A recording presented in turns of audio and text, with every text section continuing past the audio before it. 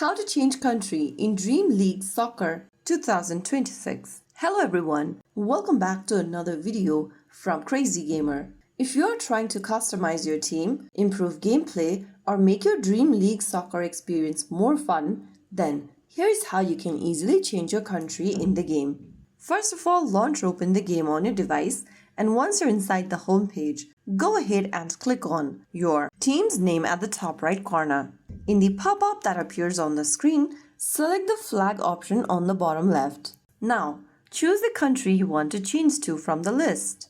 Select the country or its flag. Once you do that, you'll be able to select your country or change your country in the game. So that's it. You've successfully changed your country in Dream League Soccer 2026. Now you can enjoy the game with your preferred profile setting and show off your customization skill. If you found the video helpful, don't forget to like, share, and subscribe to our channel. I will see you again in the next video. Thank you for watching.